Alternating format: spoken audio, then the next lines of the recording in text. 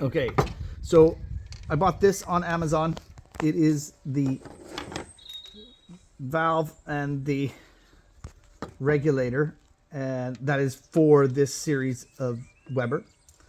We need this piece because we're going to attach it under here, which attaches this onto there, and it regulates how much flow you get from the gas. So you need 2 screws. You have these 2 screws here, and it looks like a Phillips head, and we're just going to attach it on. So they go in here. There's 2 little holes there for them, and we just have to line it up and screw it on.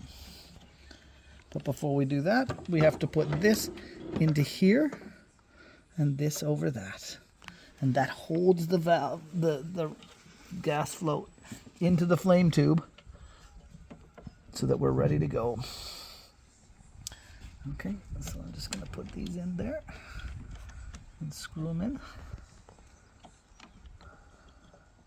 Kind of hard to see. There we go. Okay, and so once this is on, then essentially we're ready to put on the flow regulator. Okay, so if you look just here, there's a screw here, and there's another one actually just below it. It's really hard to see. Under here, there it is there.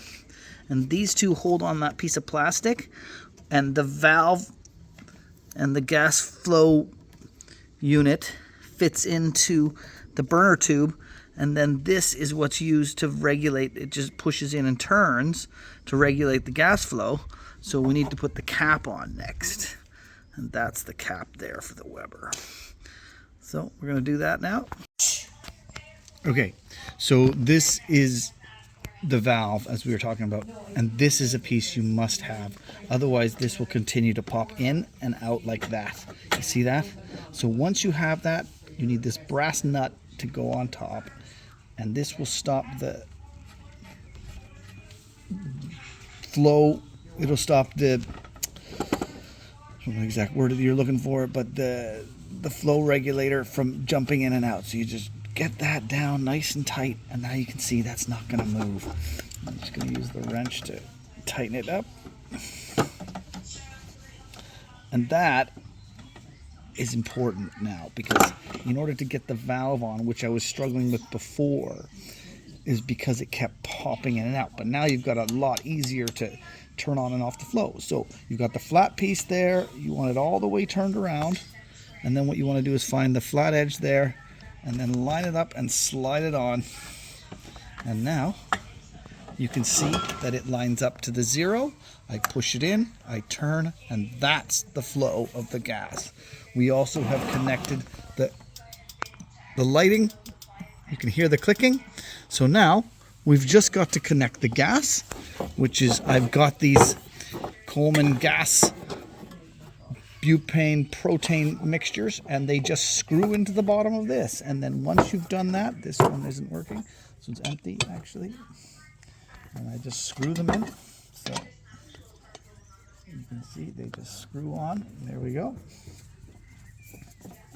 So you screw it all the way to the top. And here's the best part. Okay, after all this work, we've got it there. We turn this valve open. You can hear it. It made a noise. Now we're going to open the lid, turn on the gas valve, and the barbecue is lit.